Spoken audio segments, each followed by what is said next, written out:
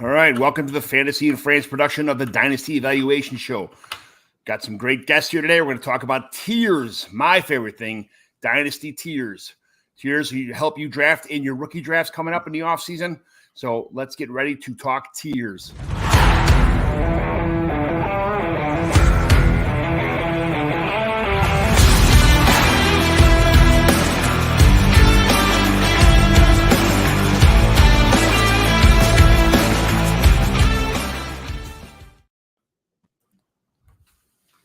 All right, so today we have some awesome. I'm John McGlynn. You can find me on the X at John McGlynn 75. This is the wonderful Fantasy and Frames show. I got my guy, my co-host with the Mohos, JT. JT, what's going on besides the 17,000 drafts that we're drafting right now? I know it's like we can't get out these rookie tiers quick enough. Like I'm in so many drafts already started. I was like, man, we got to get out these tiers and start getting stuff out there because drafts are freaking hot and heavy right now. Every time I take a nap or don't look at my phone for like 35, 40 minutes, my phone's blowing up. Like, where are you at, dude? You're on the clock. And I'm like, oh, it's like, it just never fails. It's like, it doesn't get to me right till I have something going on, or it always gets to me at like 3 a.m. right after I go to sleep. And then everybody's like, where are you at? You got 20 minutes left. And I'm like, just waking up at like 8 or 9 o'clock. And then everybody's like, oh, you're almost, your time's up. I'm like, it's wild. But it's draft season, baby. We're going on them. So I love it. Rookie draft time's the best. I went to bed last night about 11:45, 11:50. That's the last time I saw the clock. Put my phone. Woke up at 4 a.m. to go to the bathroom. I had 181 messages on my Twitter, and I cleared it out before I went to bed.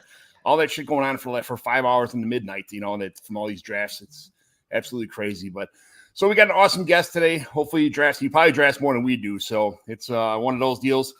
John Laub, thanks a lot, man. I hear you all the time. This is the first time I've actually had you on the Dynasty Evaluation podcast. Thanks for showing up. Thanks for coming here today, man. Thanks for being part of the show.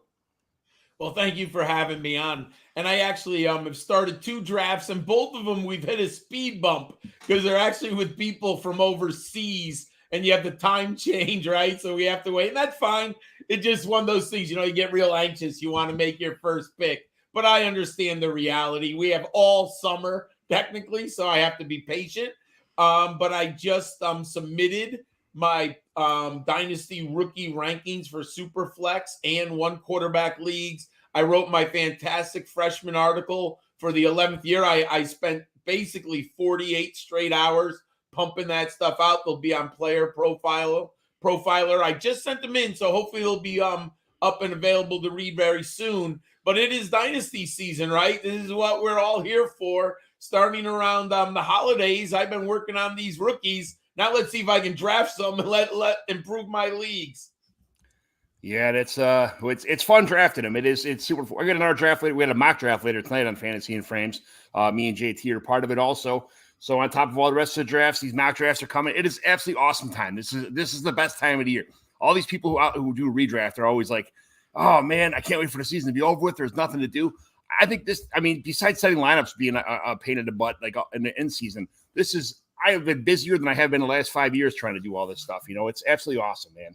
And Fantasy and Frames, all these guys on Fantasy and Frames, I'm one show on here. If I'm not on here, there's a show before me. There's a show after me. There's 2 shows, tomorrow. There's 3 shows the next day. Pumping out content like crazy. So if you get a chance, subscribe to Fantasy and Frames.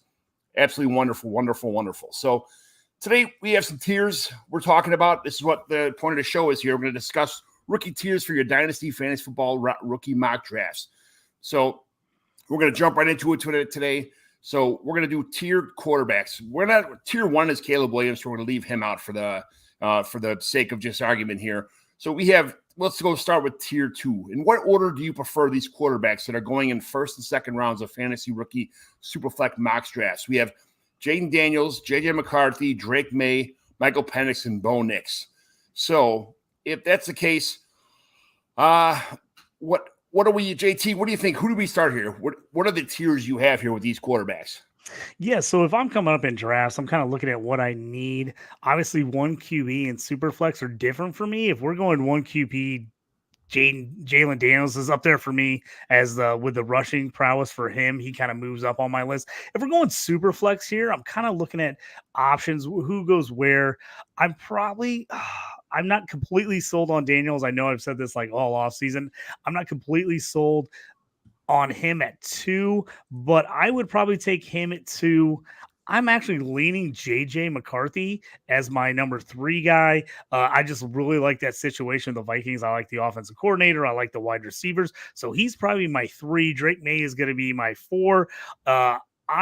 Bo Nix is probably the guy you're gonna see the most time. If you need a starter, Nix, but I'm actually leaning Penix over Nix for me personally. If I don't have to start him, I'd rather take the chance on Penix sitting him and having him long term.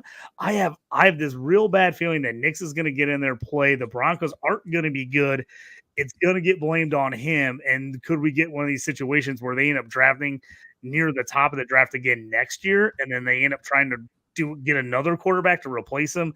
So I'm a little nervous there. If I gotta have a starter, Nix looks like he's probably gonna be the guy this year. But if I have time to wait, I'm taking Penix. So I'm going to say Jane Daniels is obviously my number 1. I think he's set up for success with the Commanders. The next one is JJ McCarthy for me, the Vikings. I'm going to go on a limb and say that he sits behind Darnold for at least a half year, though. I feel like he's been the product of a lot of great teams around him, not so much elevating the team he's on, but just the team has been elevating him. So he's got a little bit to prove, a little bit to learn, but I think he's going to be in, we're talking dynasty here. So the long term, I think he's my number 2. Drake May, the Patriots knew that this is either draft Drake May or keep playing the quarterback carousel. So I'm thinking Jacoby Brissett is good enough to maybe give May some competition, but ultimately I think May wins this job. So even though I don't think he's going to have enough offensive power as JJ McCarthy will have when he gets his opportunity. Michael Penix, probably waiting 2 years to start him, but even so, I don't like Bo Nix at all. Nix, it's probably a desperation pick. I can't wait for this scab replacement player, Sean Payton, to get laughed out of town and go back to coordinating for the rest of his career. I can't stand him. I want Bo Nix. Not that I want Bo Nix to fail, but at the same time, Sean Payton is my new version of everybody else. He's my new enemy enemy number 1 in the NFL right now. But I think Bo Nix isn't that good. The team isn't that good. I don't think the coaching's that good. Sean Payton rode Drew Brees' coattails his whole career. So it's one of those things where that's my 5. So John, what do you think as far as tiers are concerned in this tier? Where are you at? I have Caleb Williams and Jaden Daniels in the same tier based on ceiling. The rushing upside of Jaden Daniels just cannot be overlooked. I clearly have Caleb Williams as a better passer than Jaden Daniels. But when you look back and he had 1,100 yards rushing for LSU last year, I do not think he's as dynamic as Lamar Jackson, but he's in the bucket. And if anyone's old enough to remember Randall Cunningham, yes, I think Dan Daniels got a little Randall Cunningham in him. He could be very special. So I have Williams and Daniels together. I'm going to be a little bit different here. I have J.J. McCarthy 3rd. I think he's in the best landing spot. The longer I've done this is my 11th year doing rankings. This is my 45th year watching the NFL draft and watching football. Landing spot, teammates, coaching staff are just so important. Does anyone really believe Patrick Mahomes wins 3 Super Bowls if he lands with the Jets or the Arizona Cardinals? Please. He landed in the absolute best spot possible with Andy Reid and sitting for basically a year behind Alex Smith. Landing spot is everything. J.J. McCarthy's 20 years old. You have to project. What can this young man be in 3 years? 4 years? What you are looking at is a very good coaching staff. He has a solid offensive line. I believe they're top 5 graded in PFF, and we can argue if PFF is the best or if you like Mernapa. However you look at that offensive line is solid. And I'm sorry, when you are looking at J.J. Jefferson, you are looking at Jordan Addison. You have a possibility of T.J. Hawkinson at tight end, who was having an incredible season last year. If you didn't notice, he was spectacular before the injury. And then you add Aaron Jones, a pass-catching, dynamic, home run hitting back. McCarthy's in a perfect spot to land. Then I'm going to go Drake May, but I am concerned. I have no confidence in the Patriots organization. I don't know if they bring in a defensive guy and that pass catching core. I'm very happy. They got Polk and they got my favorite receiver in the class, the young man from UCF. And why all of a sudden I should remember him and all of a sudden I can't. Javon Baker. What? Baker. Javon Baker. Sorry. Just went blank. Old man problems. So they are trying to upgrade the wide receiver position, but I don't love the landing spot. John, you're going to disagree with me. I think Bo Nix is going to be okay with Sean Payton. I do. Sean Payton wants the ball out of his quarterback's hands immediately. I think the one big problem they had with Russell Wilson, he liked to stand back in that pocket. He liked to scramble around, and then he threw those deep balls down the field all the time. Peyton wants a 3-step drop, look, throw. That's what Bo Nix can do. And I think Peyton benched Russell Wilson. He could not stand one more time where the receiver was open on the slant and Russell Wilson didn't throw the football. I think he just could not take it anymore. Penix is the X factor. When does he get on the field? It's just really that simple. Is he on the field in 2025 or 2026? How healthy is Kirk Cousins? There's a little bit of a time delay with Penix, so I have him a little lower. I like my dynasty quarterbacks to get on the field as soon as possible, unless I'm getting them in the second round. But if I'm spending a first round, I would like to see the player on the field sooner rather than later. I hope you're right with the Bo Nix. Obviously, I don't want to see anybody fail except Sean Payton. No, of course not. I get it.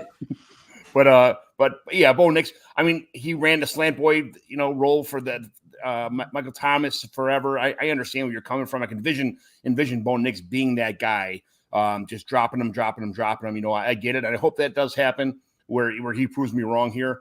But yeah, this is, I think, consensus wise, I think we're kind of on the same page here. But only time will tell. For these guys, it's nice to have 6 quarterbacks drafted in the first round. It is pretty nice, though. It was a treat for the draft anyway. I'll put it that way. Can I just say one thing? Remember last year, everyone was telling you to sell your dynasty first round in 2024? This is going to be a bad draft. And even as late as January, I heard this was a bad draft. All of a sudden, with 6 quarterbacks, the deepest wide receiver group, and sneaky good running backs, everyone is salivating to get into this draft. And I just Absolutely. think literally 1 year ago, there were people telling you to sell your picks, get out of the 2025 draft, and now you can argue in a super flex league, 6 quarterbacks might go off in the first round. I don't think they should, but we know how desperate teams are that they could go off in the first round, which just presents a boatload of value in rounds 2 and 3. I'm absolutely trying to trade back in every draft I'm in the second and third round because there's so much value there. You're getting so many good players that in other years would probably go late first, beginning a second, and I'm loving those guys. Those guys. So I'm even getting guys in the third round that, like, in other years I would be begging to take them in the second, and I'm just like pumped that they're getting me in the third. And people are like, third round draft picks don't count. They never work out. And I'm like, man, I love these guys. If they don't work out, it's okay. But I was like, there's a lot of guys I want to take a chance on and put in my rosters in this second and third round of this draft. That's for sure. Well, let's get to this. My rankings, I have 30 guys who I feel pretty good about. So that gives you in the middle of the third round. After that, we can take intelligent selections based on landing spot and talent. But I have 30 guys who I feel good. So that's my last must get tier, right? I want to be in the top 30. Nice. I like it. Yeah. So JT was just talking about second, third, and even in some of these cases, 4th round picks for what we're talking about here. This is the rest of the quarterbacks here. So we're talking about Spencer Rattler, Joe Milton, Michael Pratt, Devin Leary. So what I'm going to do here is I'm going to say Spencer Rattler is probably my out of this tier. I put Spencer Rattler first, and then JT knows my love for Joe Milton. It's going to be Joe Milton's going to be on almost the top of the list every time we talk about these lead quarterbacks. As much as I know that I should probably put Michael Pratt in front of him, I'm going to put Joe Milton there, and then Michael Pratt, and then Devin Leary as far as that goes in the order of my how I would want these quarterbacks to go. Just because I think Rattler's kind of getting shortchanged here. I think he wins this job outright sooner than later, I believe. In New Orleans. So Joe Milton is just me crossing my fingers, just kind of hoping that maybe things don't work out. And a guy that's just you could throw the ball a mile, who can run fast. I know he's got accuracy concerns. I know that he doesn't throw the ball very well. He doesn't read the defense very well. But sitting around for a year or two with a decent coaching staff, I think he'll do Joe Milton some wonders. So, like I said, I should flip-flop Michael Pratt and Joe Milton, but it's going to be Milton. It's going to be Rattler, Milton, Pratt, and Devin Leary for that matter. Devin Leary is a distant fourth here, by the way. So, JT, how about you? Yeah, for me, I'm John. I have to be honestly shocked. I can't believe you didn't have Milton first in this tier. I'm like, there's no way that you're drafting Rattler over Milton. If it comes down to it, it gets there. You're taking Milton. I know you're drafting Milton over him, Probably. But I appreciate you going back there because I know you're taking Milton. I'm taking Rattler here first for me in the second tier of guys. I'm Milton just for the upside. Is there a chance he never sees the field ever? I think very likely, but just the huge high upside of him, I'm taking a chance on him, especially if I'm taking him in my 5th round of my rookie draft. I'm taking a flyer, late, a guy that I'm going to put on my taxi squad. I like Milton. Pratt is 3rd for me. I think Pratt has a legit chance at winning the backup job in Green Bay. I'm not a big Clifford guy. I was shocked when he was the backup last year for them. So I could see Pratt winning that job. And Devin Leary, to me, I'm not even drafting if it's my last pick. I'm picking someone else. I was really shocked that Devin Leary picked to Baltimore. It just doesn't seem like a good landing spot. That's not the type of offense he runs. It was very strange to me. I saw him at the combine. I didn't like him at all. I thought he was a lot better 2 years ago at North Carolina State. But that would be my guys. I would definitely be Rattler, Milton, Pratt, Leary. John, how about you? So I have by far Rattler higher. I think Rattler's in a very nice spot landing with the Saints. He gets a quarterback, Derek Carr, who I'm not in love with, but he's likely to start the whole season unless it completely falls apart in New Orleans. So I think that's very good news because I do not think Rattler's ready to play at the NFL level yet. Like, it would be a nightmare like Tommy DeVito had to start for the Giants. I don't want to see Rattler go in. I think he needs that year. He needs a little mentorship with the coaching staff and hopefully the veteran quarterback and really learn the speed of the game, mature, and understand what it means to be on an NFL roster every Sunday. Now, I'm going to be a little different here. Second, it's Michael Pratt. I saw a ton of Michael Pratt at Tulane. I've been watching him since the COVID season. It was amazing that he got the job immediately. I think he arrived on the Tulane campus like mid-August. So he arrived on the campus very late, and he ends up immediately starting for the Green Wave. He leads them into their best season in 2022. They lost some talent, including Tajay Spears last year. Now, he does have dual threat capabilities at Tulane. I don't know if at the NFL level he's going to replicate that from a fantasy standpoint, but he can maneuver the pocket. Also, the Packers in general have been very good at identifying talent at the quarterback position. So if Green Bay likes this and took a flyer on him, and if he remains active, it's very important. I'm going to be watching throughout the year. Is Rattler on the active list for the Packers weekly?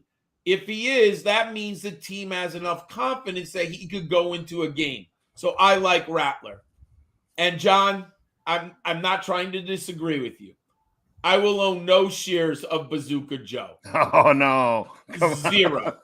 He can't hit the broadside of a barn. That's a good thing you are in the same league. High school. We've heard this at Michigan. We've heard this at Tennessee. This is all I'm going to say about Bazooka Joe. He played in a Josh Heupel offense, and there's nothing that Josh Heupel wants to do more than throw the football. Well, he had Bazooka Joe, and you know what he did with Bazooka Joe? Handed the ball off. He went to a 3-headed monster in the backfield, and he said, Bazooka Joe, I'm not going to allow you to throw the football. I get that he throws the ball 70 yards, but quarterbacking is much more than throwing the football. If he's been benched by Harbaugh, he's been benched by Heupel. Remember, he lost a job to Hendon Hooker. He was I'm out. I'm done. I will have zero of him. Leary, let's see if he makes the team.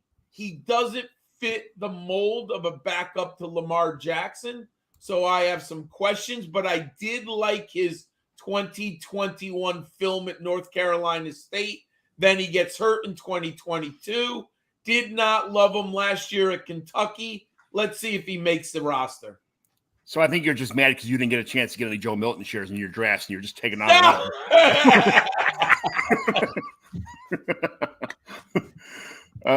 Hey, at least you guys know you're not going to be, if you're in any leagues together, you're not going to be fighting over him. Yeah. He's all yours, McGlynn. He's all yours. That's right. He's all mine. He'll be gone way before you get there anyway. So, all right. Real quick before we jump on the next one, I want to ask John Laub. John, how high would you take Rattler in rookie drafts? Is he making it in the third for you, or are you waiting until the fourth? How high would you take him in a rookie draft, super flex? Well, let's super flex. Oh, go ahead, John. Yeah, super flex. No, I'm looking at my rankings now right now, and that's what I'm keeping looking at. And I'm very conservative on late round quarterbacks. Mm-hmm. I will not overpay. Plus, it's not likely that Rattler gets on the field. I have him at number 36 in my super flex rankings. So that puts him right, what's that, the middle of the, no. Yeah, right to the end of the third round. Mm-hmm. So that makes sense to me. If I was desperate, maybe pick 33, 34, but there's no way I'm putting him in the top 24. There's too much talent at pick number 24, 25 that I like instead. Yeah, probably in a 2 quarterback, you'd have him on the early 30s. And then, a super flex, probably late 30s, that kind of deal. And then, and 1 quarterback, he's not even an option. Yeah. Yeah. I mean, 1 quarterback, I think I have him way down on let me see quickly. You guys are getting a early peek at my 1 quarterback. And let me see. Oh my God, where is he? He's pretty far down here. He's outside of the top 40. So here he is, 43. Yeah, so he's not even an afterthought. He's not even an afterthought in a 1 quarterback league. I mean, as so, it is what it is. But yeah, we figured that. But that's it is what it is. That's I don't know. I guess I don't know. Let's move the running backs because you guys got me all messed up with Joe Milton. I don't want to talk about Milton anymore. He's like, you're crushing me. You're crushing me. So JT, I'll let you. What we'll do now is we'll switch to running backs. We'll start with JT here. Tier 1 running backs. In what order do you prefer these running backs that are going in late first, early second rounds of fantasy rookie superflex drafts? So what we'll do here is we'll talk about our 4 go-to guys here. We're going to talk about Jonathan Brooks, Trey Benson, or the 3 of them, and Blake Corum. Sorry, I thought we had 4 here. But those are the 3 guys we have in this tier: Jonathan Brooks, Trey Benson, and Blake Corum. So JT, where would you have these 3 guys? I mean, they're for a lot of people would put them in a little cup and kind of, it doesn't matter. They're pretty much the same. Some people have them separated by 5 or 7 or 9 picks I've seen in different drafts. What's your order of these guys? So most drafts, usually ADP, Jonathan Brooks is RB1. I'm a Trey Benson guy. I have been a Trey Benson guy for a year and a half. He's been my RB1 going into last season. In Devy, he was my RB1. So I'm sticking with him. I love the landing spot in Arizona. He'll be behind James Conner, which I actually think he'll split some reps, but I think he'll learn a lot from James Conner. And I just think I love what the Arizona team is doing on offense. The Marvin Harrison Jr. pick to go with Kyler Murray back healthy. I just like what that's happening there. Jonathan Brooks might give you more fantasy points this year. I like the situation better, and I like what Benson brings. I think he's a very underrated pass catcher out of the backfield. Florida State didn't overuse him. They just had a lot of talent. They had a lot of guys that were doing a ton of different things with. And so his stats weren't as high as some other guys. And so people kind of looked past him. I really like him. That 4.39 at the combine sealed it for me. I was like, okay, I thought he was a really good athlete. He sold me on it, and I like the hands. I just think he's underrated as a receiver. There's one tape, I can't remember who they're playing, where he makes a super nice back shoulder catch on the sideline and gets a foot in bounds that you're like, that's not a normal running back. Doesn't even come close to making that catch. He looked like a wide receiver. So Benson's 1 for me. Brooks is number 2.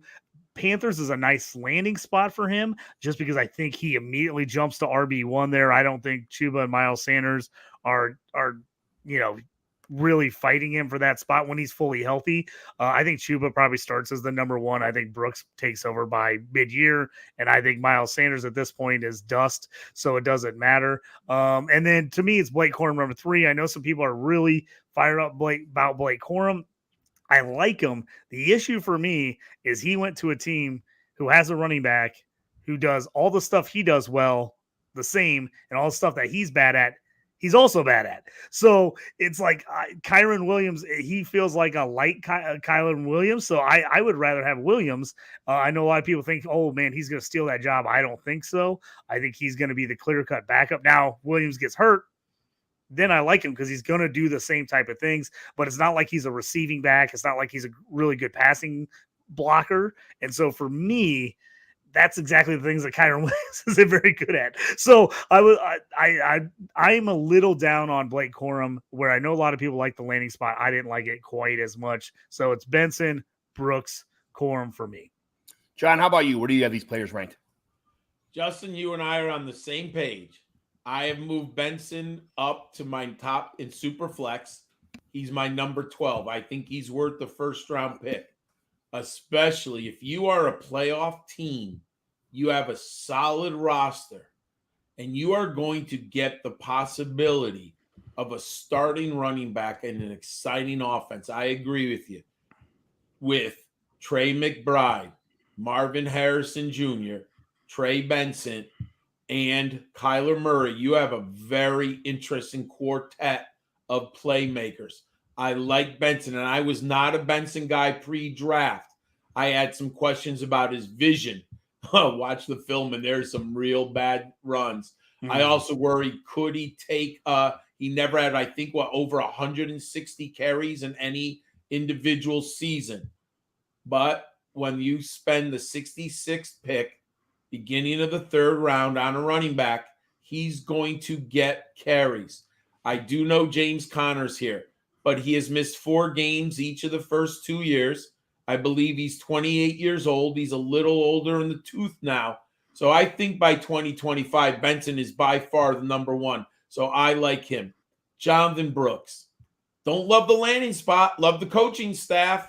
They fed Rachaad White. They should feed Jonathan Brooks. But I'll tell you, I'm very concerned about this. His injury was in November. Optimistic timetable is 9 months. That's about August. Are you really going to feed your 20-year-old running back who's only, first year in the league on a bad team? I think everyone's just overlooking this. I still think there's a chance he's on the PUP list. So I'm putting Jonathan Brooks number 2. And Justin, I agree with you. Corum's my number 3, but I think the distance between the two is closer.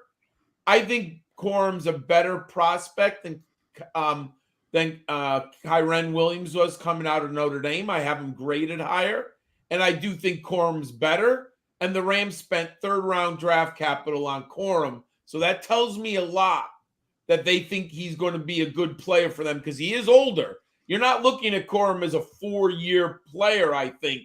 You're looking at a 2-year window. I like Corum a lot. I think Jonathan Brooks is possibly the best running back in this class. I mean, It's perfect for him because he started out a rotation with Hubbard and Sanders, and it's I think that's the best case scenario for him. As far as Benson's concerned, I mean, same thing. Cardinals another guy who has the advantage of sharing a load with James Conner until he gets up to speed. I mean, those guys are pretty close to the same with me. Blake Corum, though, I think that he as a football player is.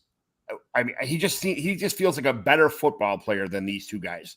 An all-around, more knowledgeable player, better, not so much an athlete-wise, but just a smarter football player, a better all-around football player, and that's okay.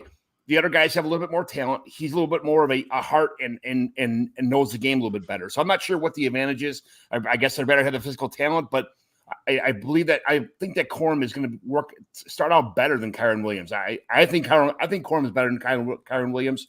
So I mean, I'm putting him in the tier that I had was Brooks and then Benson, then Corum. So I'm kind of on the same page with you guys, even though you have your first two reversed. But I think that Corum could have a better season. Let's just say a better initial season, and maybe even next year be better than these two. But these two, I think, dynasty wise, they're going to pass him up. It's going to be the turn the rabbit in the hair kind of thing with these players.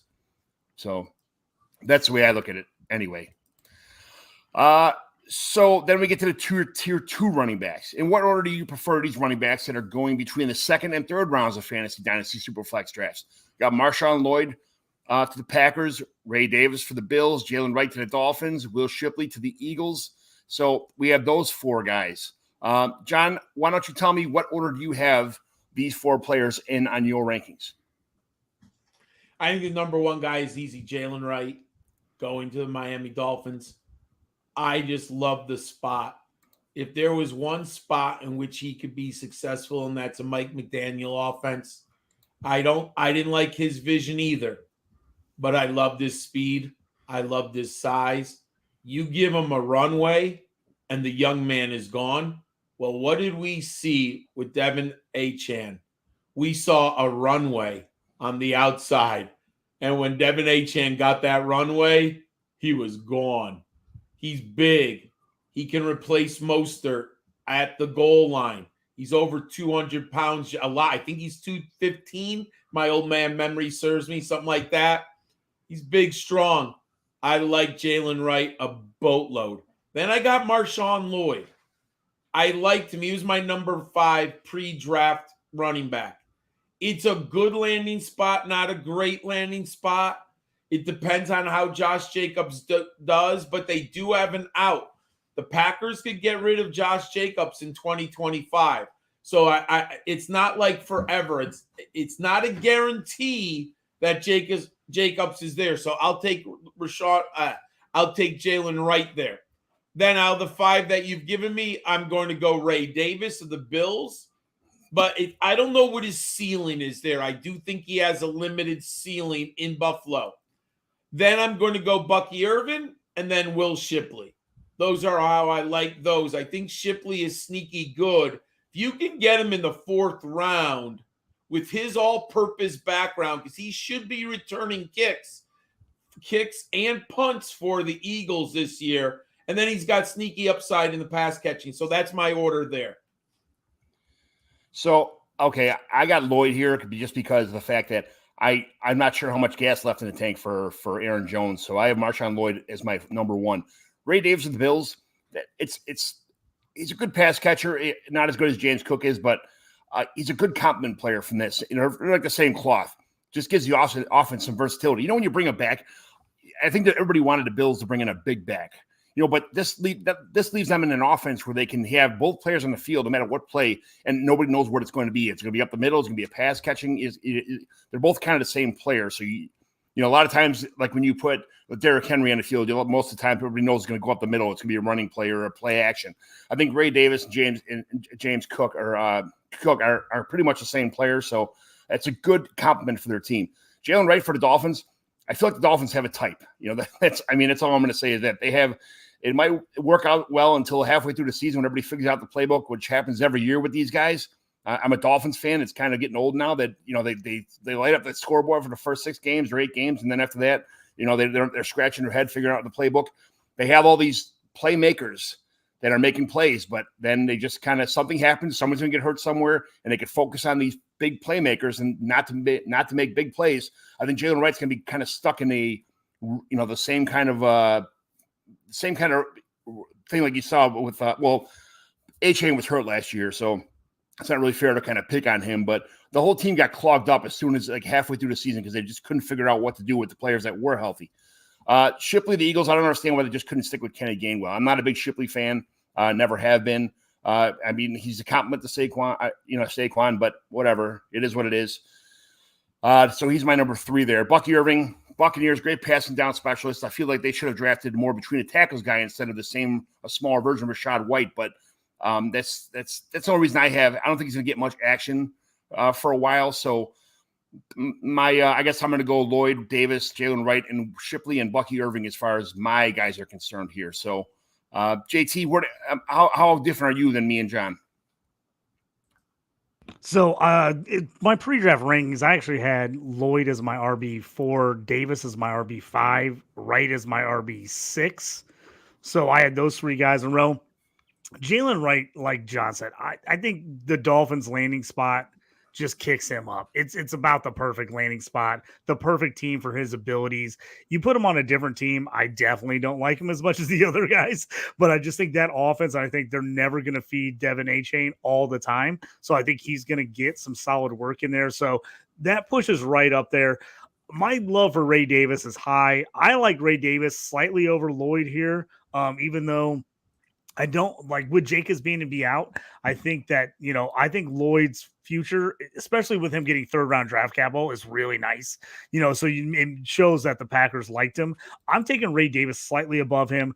I've been high on Ray Davis. I just think he's ready to come in and play right now. And I think he's a different type of running back than James Cook. He's stronger. He hits the hole harder. He does catch the ball well. I think Cook's still their guy, but I think I see Ray Davis stealing some goal line work from him. And I actually think Ray Davis, this is a really good landing spot for him. 4th round draft capital going to the Bills. They're going to need him because they're not going to. Here's the other thing. Cook has had problems holding on the football. He has had some fumble issues. What does Ray Davis do? Not put the ball on the ground. I mean, the guy does not fumble. So I think that helps him a ton. So I really like that spot for him, even though I don't think he steals the number 1 job there from Cook as long as Cook's there, but I do think he gets a lot of play and is good. Lloyd is number 3 for me right now, but I can easily see Floyd jumping up to number 1 in this list within a year. As like John said, if Jacobs doesn't get re-signed or moves on and Lloyd takes over in a year, you're going to be like, oh, I stole him in drafts last year. So he's a guy you might have to wait on, but man, he could be a steal down the line. To me, it's Shipley, then Bucky Irving. Just like John said, Shipley, the special teams play, the receiving out of the backfield. I think he has a very good shot to be Barkley's backup and get some touches for the Eagles. So I like that. Bucky Irving, to me, I don't love the landing spot because I feel like Bucky Irving is Rashad White, is Sean Tucker. I feel like they've got 3 running backs and Chase Evans. I feel like they got 4 running backs that are pretty similar players. And so if you'd be like, okay, is Bucky Irving the 3rd down back? He's an okay receiver. He's not great.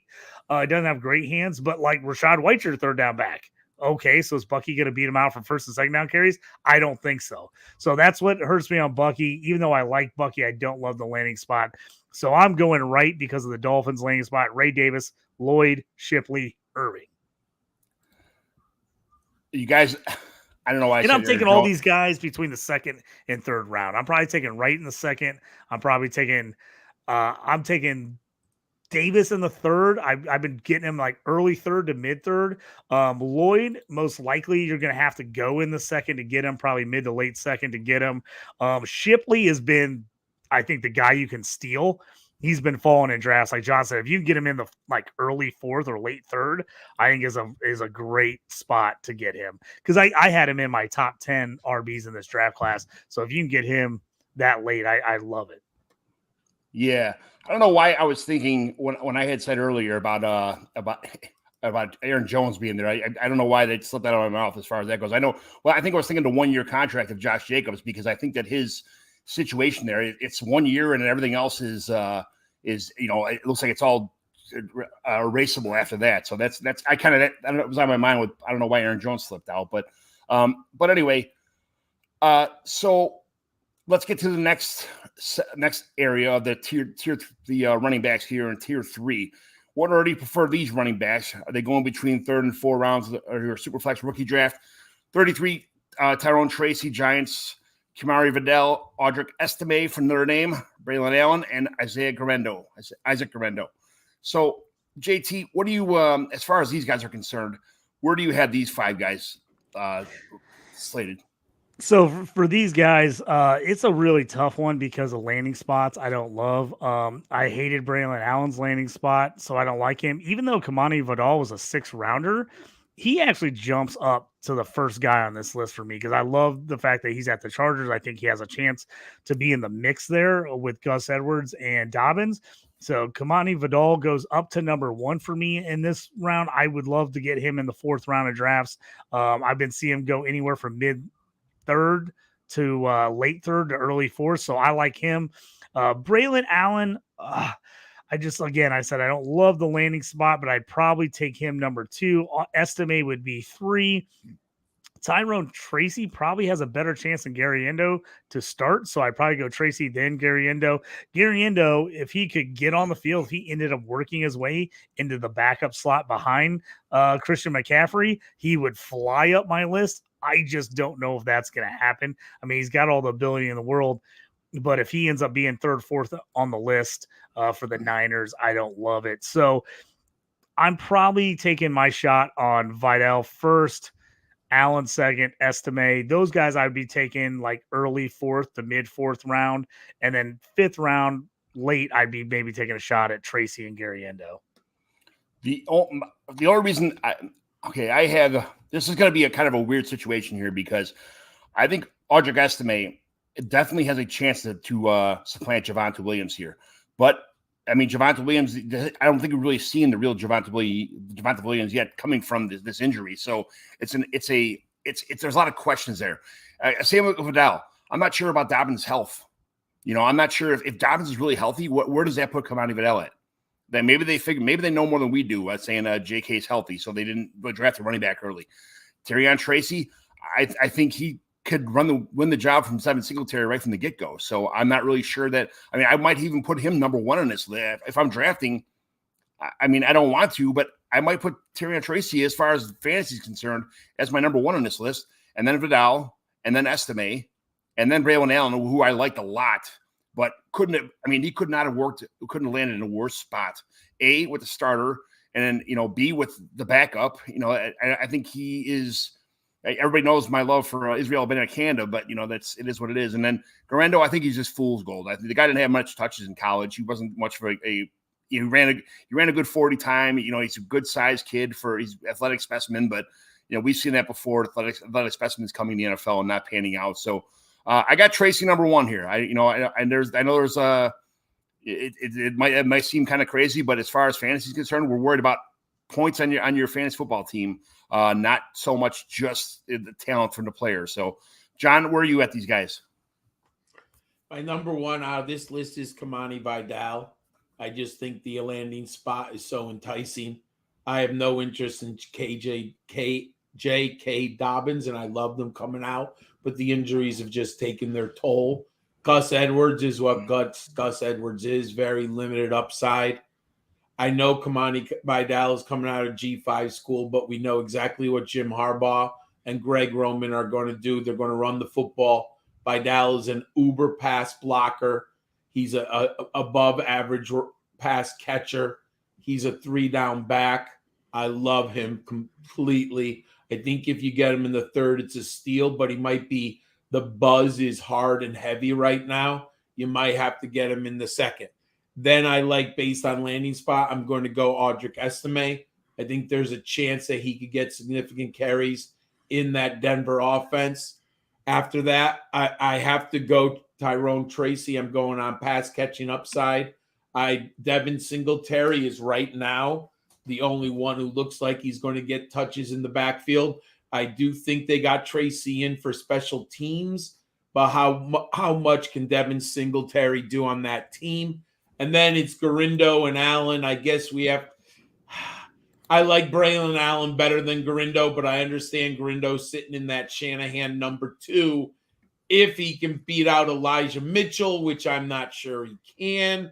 So I think it's a tough decision, but I go Allen over Garindo. Yeah, that's a weird list right there. That's the weirdest list we've had so far. A lot of intangibles in those 5 players. So, all right, let's shift gears a little bit to the wide receivers now. What order do you prefer these wide receivers that are going in the top of the first round? Now, it's Marvin Harrison, Malik Neighbors, and Rome Odunze. So, John, where do you have these 3 guys at? Sorry, gentlemen. I have 3 huskies and they were barking, so I'm trying to keep the sound off on mute. I apologize for that. This is the easiest decision. Maybe it's easy to me. I have it. Neighbors, Harrison, and Odunze. I think that Neighbors is being overlooked in the Giants. He's going to be targeted just so heavily. He might get 150 in that system. If Daniel Jones fails, they bring in a new quarterback. That means the coach Dayball probably gets fired, and Malik becomes a number 1 guy. The other part is Harrison has more competition for targets. They have a better offense around him, and they have a running quarterback who will steal goal line or red zone carries and touchdowns. And then you just have to be patient. I think Odunze will be a total stud in 2025. They're not going to bring back DJ Moore and Keenan Allen. I would expect one of them to be back in 25, mostly DJ Moore, but I love Odunze there. JT. I'm on Harrison just because of the offense. I know that he's going to fight with McBride, some guys for targets. I still think he's going to end up being the number 1. I like him because Kyler Murray. I want a quarterback that I know is going to be there. I think they're going to have a shot to be together. Harrison's been my number 1 guy for 2 years now. I had him in every Devy league when people are like, what are you doing? Who is this guy? I was taking him when he was a freshman in Devy leagues. I just love him. I love the landing spot with Arizona. So he's my 1. Neighbors is my 2. I think, like John said, who knows how many targets he could get? It could be 1 million. I mean, he really could. He could get 1 million targets. I mean, we're talking about is it Steve Slayton that's led him in receiving 4 straight years or something? Steve Slayton with like 45 has led them in catches. 4. I mean, it's crazy. He's led him for 4 straight years in receiving. Like, Neighbors is better than every wideout they have on that roster combined. Like, I mean, there's no Saquon. Yeah, and the tight end is I don't even think he's going to go to training camp. They're going to be behind in every game. They're going to be losing. Yes. He is going to put up crazy stats. They're going to throw the ball to him. It's going to be those situations where they're just going to be forcing the ball in double teams to him. They don't care. He's going to see a ton of targets. So I love Neighbors for that reason. And Odunze, just like John said, I love Odunze. I think you're going to have to wait a year on him. I think he's going to be really good, but I just don't think he's going to give you high fantasy production this season. But I think he's going to learn a ton from Keenan Allen and a ton from DJ Moore. If you're willing to wait, I love it. If you have a team that's a win now team and you're already loaded and you're like, hey, I can wait on this guy, I love Odunze because I think he's going to be a stud in the future.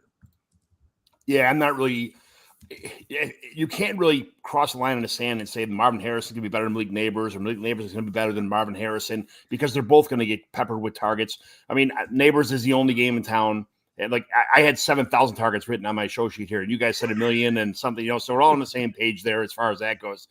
I guess the best answer here is if you have like pick 2 or 3 or I guess not 1 and 2. If you had pick 3, trade back to like pick 5. And try and get Rome Odunze and get an extra pick with that, because he's going to be, if he could go to practice and learn from DJ Moore and Keenan Allen for this year, at practice, watching the route running perfection that Keenan Allen runs like a 4.7, and he runs these awesome routes. He's open all the time. If Odunze can learn from these 2 professionals, he's going to be great, and to start off with a good quarterback too, that gets him the ball. It's kind of a toss-up for I wouldn't know to put Neighbors or Harrison number 1 or 2. I'm going to just call that a tie, and I'm going to obviously Rome Odunze is my number 3 here. So we'll switch to the next tier wide receivers, tier 2. So we have Ladd McConkey, Xavier Worthy, and Brian Thomas Jr. So That being the case, John, why don't you take us into wide receiver 2 category? What do you want here? How do you have them ranked? They've changed a little bit after the draft, and this is why landing spot is so important. Quarterback is so important. Offensive system is so important. I've got to put Xavier Worthy at the top right now. I'm just sorry. He's tethered to Patrick Mahomes and Andy Reid. Look at what Andy Reid did with Deshaun Jackson in Philadelphia and what he did with Tyreek Hill in Kansas City. I do not think Xavier Worthy is necessarily as good as either of those two wide receivers, but he's in the bucket. And if things turn out right, he could be that good. So I have Worthy there. Then it's going to be Brian Thomas. And people can argue the quarterback, but Trevor Lawrence, he's not hit his ceiling. He hasn't been as good as we hoped coming out of the draft, but he's got 46 touchdowns in the last 2 years with back-to-back 4,000-yard seasons. He's still learning. I still think there's room for growth. I don't give up on Trevor Lawrence yet. So you drop him, Brian Thomas with Trevor Lawrence. He has Christian Kirk and Evan Ingram to cover out the medium and low zones. And I joke with everyone. They said Brian Thomas only ran 3 routes at LSU. And I said, yeah, but he ran those 3 routes better than anyone I've ever seen. So I'm okay with him running the post and the deep out and just dominating the boundary. And then it's Ladd McConkey. And McConkey's interesting. I do have concerns if he can stay on the field. He never did at Georgia. So that's a challenge. Plus, you do have a Greg Roman and a Harbaugh offense. Now, I did some research because I wanted to make sure I knew what I was talking about. In San Francisco, when Harbaugh was there from 2011 to 2014, the first 2 years, Michael Crabtree led the 49ers in receiving, and he was pretty good. Then they brought in veteran Anquan Bolden, and he was even better for the 49ers.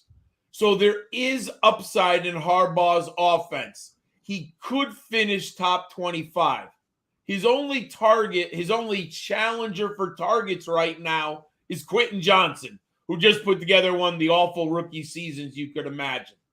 So I do like Ladd McConkey, but in order, Xavier Worthy, Brian Thomas, Ladd McConkey, based on landing spot with the quarterbacks and the system. Even though I like Herbert. I mean, McConkey got a good quarter. They all got pretty good quarterbacks. Yeah, I was going to say, John, this is one of my favorite places to be in the draft. Late first, early second, because I love all 3 of these guys. First off, because I love the landing spot for every one of them, and I love the quarterbacks they're tied to. It's fantastic. So I'm a little bit different, John, just because I like Brian Thomas for the high upside of him. I think right now, he's not going to be your wide receiver 1, but man, if this guy just keeps improving, I think he could be dynamic. I love Trevor Lawrence. I like him. If you're willing to wait on it a minute, I think Brian Thomas has the highest upside of these 3 players. So Brian Thomas is number 1 for me. I'm going Worthy. This was tough.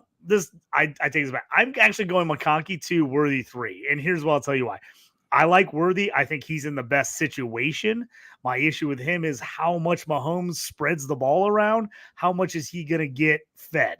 Now, he could get fed a lot like a Tyreek Hill, but he could not. If he ends up becoming Deshaun Jackson, home run. You hit a home run with him if he's Deshaun Jackson. But here's what I love about Ladd McConkey. The downside is I don't think he has the high side of Worthy and Thomas, but I love the floor. I think he easily has a shot to be the number 1 wide receiver on this team. I like Herbert. I don't think they're going to throw a lot in LA. They're just not. They've shown you they know neither of those coaches like to throw. So they're not going to throw a million targets, but I think McConkey has the shot to be their number 1 if he can stay healthy, like John said. So I like McConkey just because I love the floor. I think he's going to solidly give you points every week. Is he going to give you game winning points, like, scoring you 35, probably not. But I think can be easily a 15 point a game fantasy player to 13 to 15. I think he'll be solid in there. So I'm Thomas 1 just because I love the upside. I think he pretty quickly by year 2 or 3 becomes the number 1 for Trevor Lawrence. So I like that. I'm going McConkey 2, and I'm going Worthy 3 with the thought that Worthy is probably the safer, has the higher upside than McGlynn. But if I'm on a team that needs production this year, I'm taking Ladd because I think he's going to have that nice floor where he's just going to get me points every week. But I think Worthy's more explosive. He'll win you weeks. You're going to have some monster games out of Worthy. Yes, that's what I have McConkey number 1. I just feel like he's going to move in the slot, and he's going to be the dump off guy. He'll get the most targets on this team, I think. Worthy, I think, is a best ball player, and Brian Thomas is my number 3 because I think there's just, I hear a lot of the Gabe Davis comparisons on it, and I'm not really sold on that. I don't think they're the same guy, but I do think that there's going to be a learning curve for Brian Thomas in the NFL. But I have him McConkey, Worthy, and then Brian Thomas. That's the order I have him in. Just that's just the way I feel. I think McConkey's going to get the most here. I think, like I said, Xavier Worthy, I think is going to be a best ball player. That's where I draft him more in best ball for sure. But in real startup leagues, the PPR leagues, McConkey, Worthy, and then Brian Thomas. So we'll do one more tier of wide receivers here, and then we'll jump to tight ends. And I know we're getting close to time here, so. We got Keon Coleman, Ricky Pearsall, Adonai Mitchell, and Xavier Legette. JT, you want to start with these guys? Yeah, I'll go quick. For this group for me, I'm going Coleman because of the Bills landing spot. Legette for me, number 2, because I like the opportunity there with the Panthers. I think he could be their number 2 behind Deontay Johnson. I'm going AD Mitchell 3, Pearsall 4. I'm worried about Pearsall's role with the Niners. AD Mitchell is going to be a total hit or miss guy. Can he be that deep stud that AR can hit, or is he going to be that guy that's going to be total hit and miss? Is he the next Gabe Davis? I'm a little worried about that. So Keon Coleman, strictly because he's on the Bills, for me, is the first tier. Legette 2, Mitchell 3, Pearsall 4, and that's how I'm going. John, how about you? Going to go with the quarterback. And I was not high on this young man in the pre-draft process. I felt he didn't get enough separation. And I thought that he didn't give me the alpha male production. But I can't ignore the draft capital, and he's catching passes from Josh Allen. End of the day, Keon Coleman's my number 1. I would prefer that he plays in the slot or on the Z than the X, but it looks like the Bills are determined to stick him on the X. So that's a little concerning, but I can't ignore the landing spot. They love him. They targeted him. So I'm going to go against my pre-draft and just believe that the Bills are going to use him in the correct way. Then I have Ricky Pearsall. I don't know how long the 49ers are going to keep on the roster Brandon Ayuk and Dabo Samuel. I was thinking my college football coach. Sorry. So what they're going to have there is I think one of them moves on by 2025. That would assume that Pearsall is going to step up into that very nice starting position with Shanahan, with the young quarterback in Brock Purdy. Then I have Xavier Legette. I'm a little lower on some than others, but I'll put him here. And I said I will have no Bazooka Joe.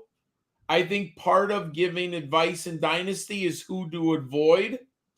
I will have 0 Adonai Mitchell. 0. And if I'm wrong, I'm wrong. I don't care. I'm not taking the risk. Let someone else take them. I just will not have any AD Mitchell. I agree with that. I was going to jump in with you too on that. AD was a guy I was totally out on before the draft. I'm a cold season ticket holder, so I'm trying to talk myself into him. But I'm like when they took him, I was like, oh, I'm real nervous because I feel like he's one of those guys with all the talent, everything you want, and then every week you're like, why did he have 0 catches this week? Like, I'm very nervous about AD Mitchell. And I'm only taking him in drafts if he falls pretty far. Okay, I got Coleman number one. I just the landing in Buffalo. I wish they would have got a better wide receiver than Keon Coleman, but it is what it is, and there's tons of passes to go around there. So I'm going to put Keon Coleman once just because of the opportunity. Mitchell, I'm a kind of guy that says, yeah, he had jumped around a lot, a whole bunch of different schools, had some, said he was kind of immature. Going to the pros, they'll have a schedule for that. They'll get him in check. They'll have him, taking his diabetes medicine. They'll take him all that stuff like that. It won't be a problem anymore. I think when these guys, whatever kind of knucklehead stuff they did before, they were immature, blah, blah, blah. I'm going to give Ed and I Mitchell the benefit of the doubt here, put him number two, just because I think Ricky Pearsall is, he had one big circus catch. Other than that, I mean, he didn't really do too. I'm not a big Ricky Pearsall fan. I'll just put it that way. It didn't show me too much, and I think people just made him so much popular because of his awesome catch that he had in the highlight film. Leggett is my number four. I'm not a Leggett fan either, so we'll just leave it at that. I know we're kind of in a hurry here, so I'm gonna leave mine in order, but. Let's jump to tight ends here because I know John, real quick before we go to tight ends, because I want to hear John's talk on these tier 4 wide receivers. Let's just let him run through his list on this tier 4 because I know he loves Javon Baker, and I want to hear who he likes in this group because I like a lot of the guys in this group, and I'm like thinking about who I want to take in this group in the 3rd and 4th round. I like this group too. I'm going to go straight off my rankings that should be available tomorrow on Player Profiler. I think Troy Franklin's going to be a really nice deal. I like him landing in Denver with Bo Nix, and I think he provides Denver with a much-needed deep threat. So I have Troy Franklin at number 20. Then I have Roman Wilson at 25 and Javon Baker at 26. Malachi Corley at 28. I'm not in love with Malachi Corley. He's a yak guy. His ADOT was awful. I'm not a big guy. Oh, I missed. Oh, I forgot. I've actually moved. Let me see. Where do I have now Jermaine Burton? Oh, I have him at 21 right behind Troy Franklin. That's how much I love being tethered to Joe Burrow in that offense, playing in the slot as a vertical threat.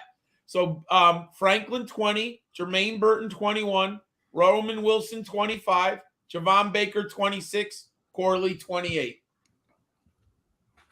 Just want to name your 5 real fast. Just put them in order, JT. Yeah, I'm very similar. I'm taking Franklin, I'm taking Wilson, I'm taking Baker, then I'm taking Burton only because I'm a little concerned about him. I'm taking Corley, and then I'm probably taking Jalen Polk before Corley just because of the landing spot. Yeah, mine are pretty much the same as John. So let's move the tight ends real fast. We'll get these out of the way.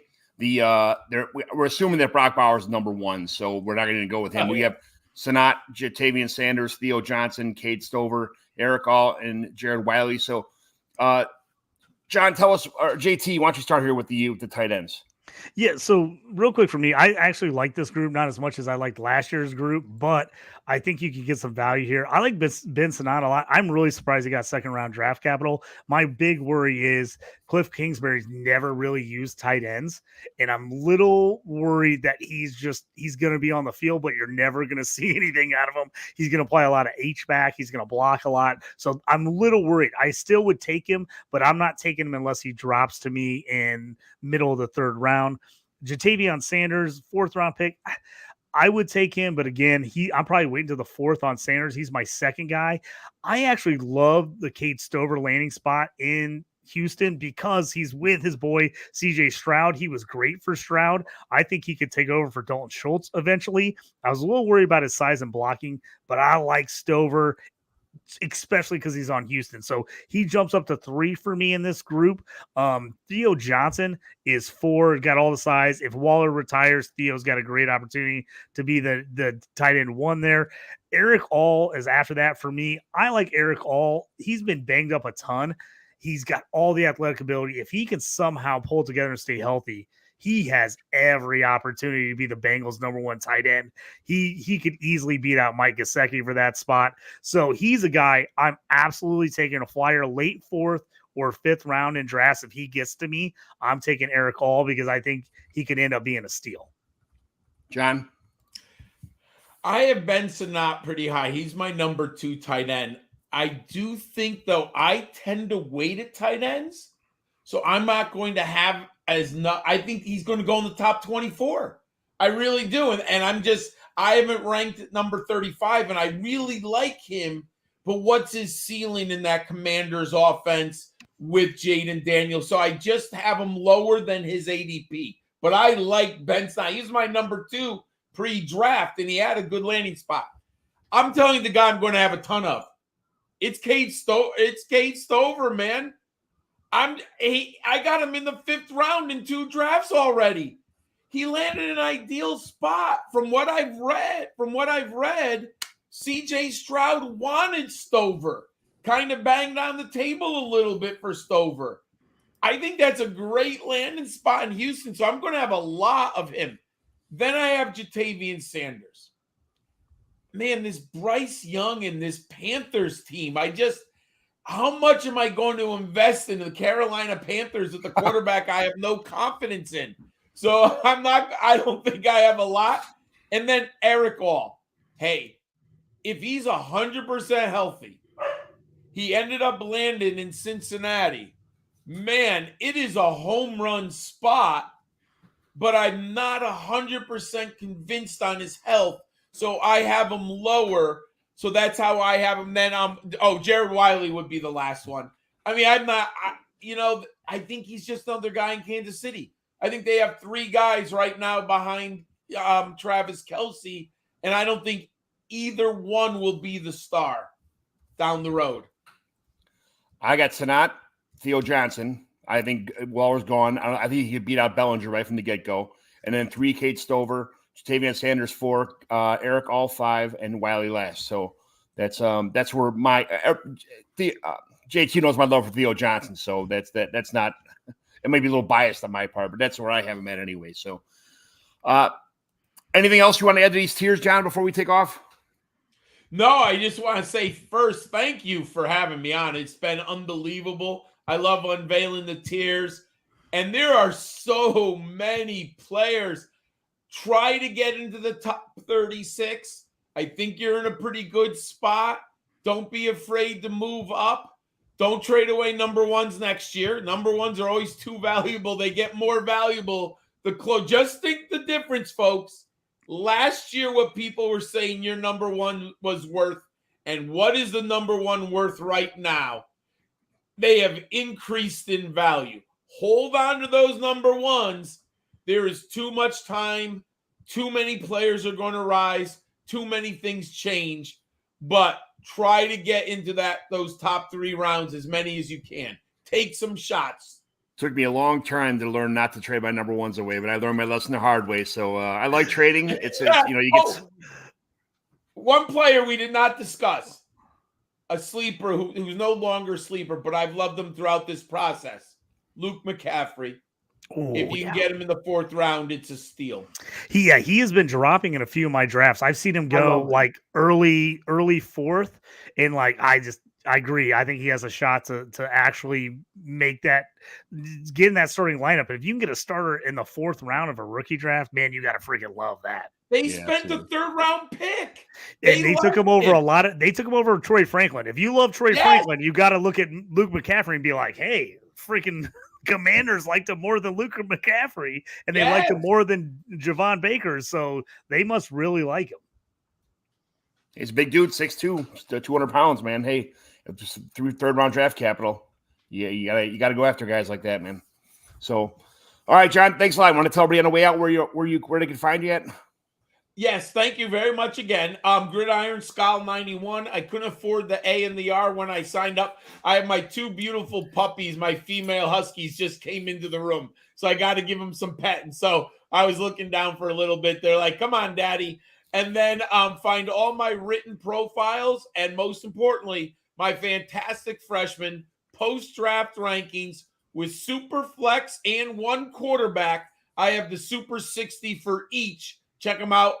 They should be out tomorrow on Player Profiler. Dude, those freshman rankings are the best. Absolute gold. That.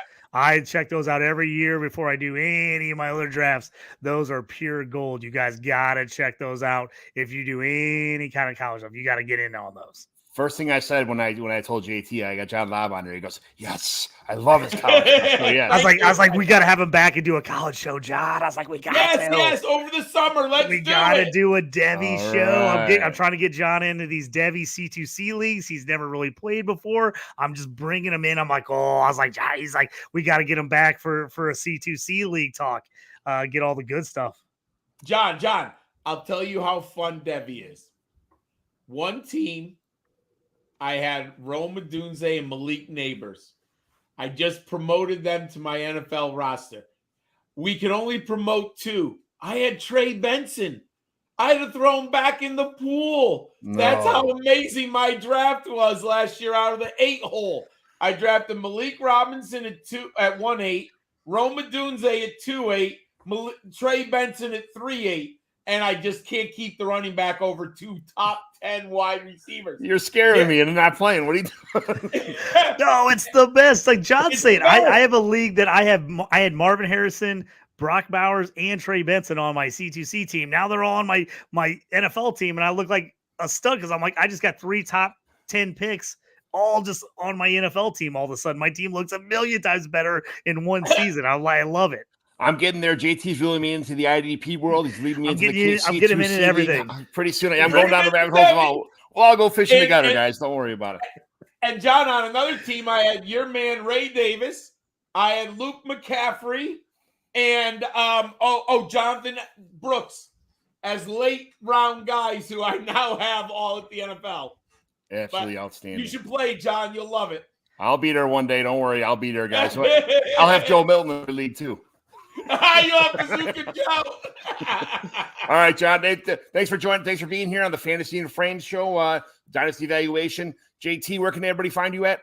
Yeah, guys, find me at JT Orange on the X or Twitter. If you're looking at IDP rankings, any of that stuff, any kind of rookie drafts, all kinds of content over on DLF. I've got my new updated IDP rankings since the draft. Those have changed quite a bit where landing spots are, so check out that. My new top 150 IDP rankings will be out this week, and then all kinds of rookie articles, all kinds of stuff out there. So check those out. And then if you're sticking around and you're an IDP guy, like I said, shoot the gap later tonight with me and Jorge. We will be going through our favorite landing spots for IDP rookies after the draft. So check us out, I think 10 Eastern time on that show. Right before that, Fantasy and Frames draft, rookie draft show. Right, we got a live draft show going on. We don't stop here, boys. We don't stop. Thanks for joining us. Dynasty Evaluation, Fantasy and Frames. Have a good night.